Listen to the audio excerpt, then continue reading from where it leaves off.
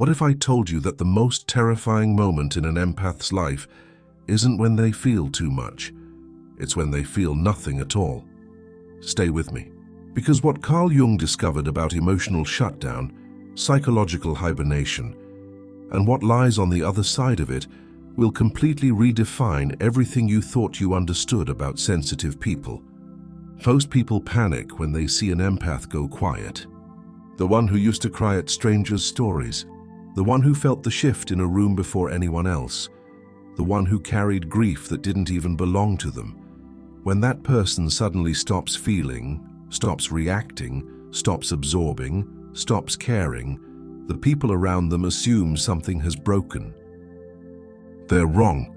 Something has been born. Here's what nobody tells you about what happens when an empath reaches emotional numbness. And by the end of this, you will never mistake their silence for emptiness again. Carl Jung understood that the human psyche has a built-in protection mechanism he called psychic numbing. When the nervous system has been overwhelmed beyond its capacity to process, the unconscious steps in and draws the curtain. Not as failure, not as damage, but as an act of radical self-preservation. Jung called it the psyche's way of saying enough. And for an empath, someone who has spent years, sometimes an entire lifetime, functioning as an emotional shock absorber for everyone around them, that moment of shutdown isn't a breakdown. According to Jung, it's the beginning of the most important psychological event of their life. Think about what brings an empath to this point. It doesn't happen overnight. It's not one betrayal, one disappointment, one person who took too much.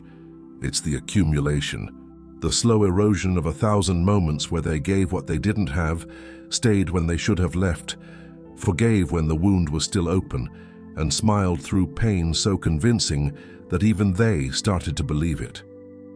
Jung described this pattern as chronic sacrifice of the self. The empath, driven by their extraordinary capacity for empathy, repeatedly chooses others over their own psychological needs. They become what Jung termed a self-depleting system, a soul that pours endlessly outward while the reservoir inside runs critically low. And then one day, it doesn't just run low, it runs dry. But here's where it gets fascinating. And this is the part that changes absolutely everything.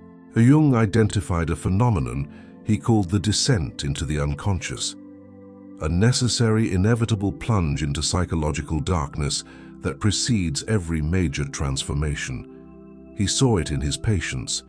He came to understand it not as pathology, but as the psyche's most powerful reset mechanism. The empath who feels nothing is not disconnected from their gift. They are in the deepest, most sacred phase of its reconstruction. The numbness is not the absence of feeling.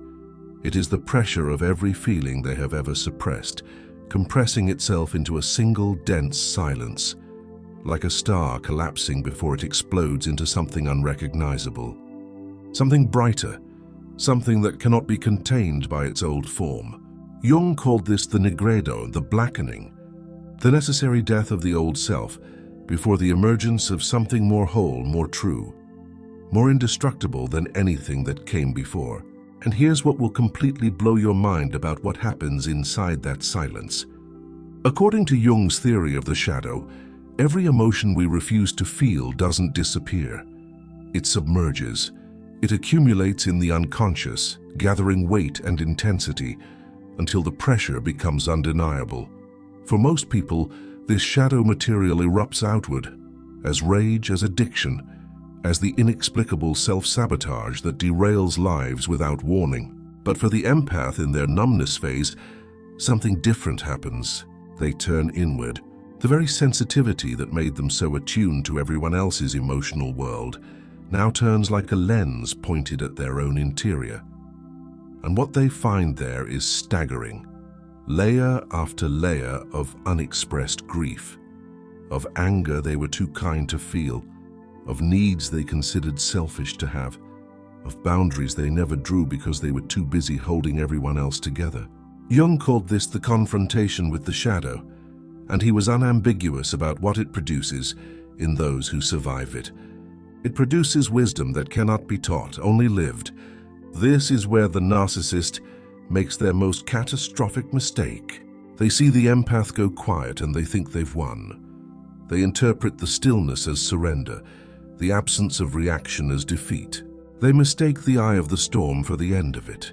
But Jung understood something that predators never do. He knew that the most dangerous transformation doesn't announce itself. It doesn't come with raised voices or dramatic exits. It comes in the form of a person who has simply stopped performing the version of themselves that could be manipulated. The empath who has passed through numbness and out the other side is no longer operating from the same psychological architecture. The buttons that used to work no longer exist. The guilt that used to land finds no surface to grip. The emotional leverage that once sent them spiraling now meets something Jung called sovereign stillness, an inner calm so complete, so grounded, so utterly self-possessed that chaos simply cannot find purchase there. They are not cold, they are clear. Jung discovered that what follows the descent is what he called the emergence of the individuated self. And in empaths, this emergence is unlike anything he observed in any other psychological type. Because the empath doesn't just return to themselves. They return to themselves knowing who drained them and why, knowing which relationships were transactions disguised as love, knowing exactly what they were worth all along, and exactly how far below that worth they allowed themselves to be treated. This knowledge doesn't make them bitter, it makes them precise. They stop giving endlessly and start giving intentionally. They stop absorbing every emotion in the room and start choosing which frequencies deserve their attention. They stop explaining themselves to people who have already decided not to understand. According to Jung, this is the moment an empath stops being a vessel and becomes a force. But here's the part that will send chills down your spine. The empath who has felt nothing and survived it doesn't come back smaller. They don't come back guarded, damaged, closed. Jung's research on psychological rebirth was unambiguous on this point. Those who pass through the darkness consciously, who sit with the numbness instead of running from it, who let the silence do its work instead of drowning it in distraction, emerge with something that cannot be manufactured any other way.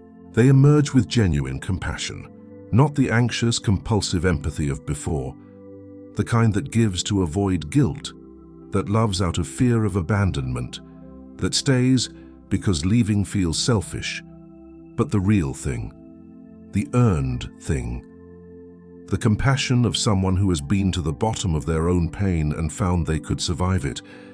Jung called this the wounded healer, the archetype of the person whose greatest gift to others is forged directly from their own suffering.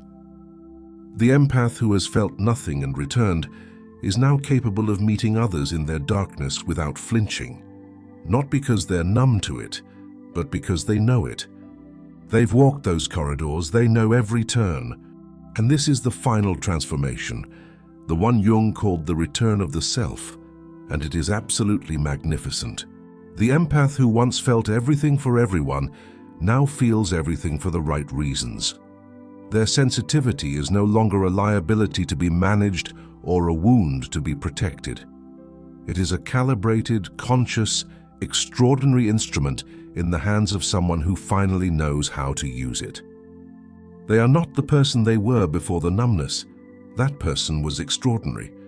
But this version, this refined, integrated, shadow-forged version, is something beyond extraordinary.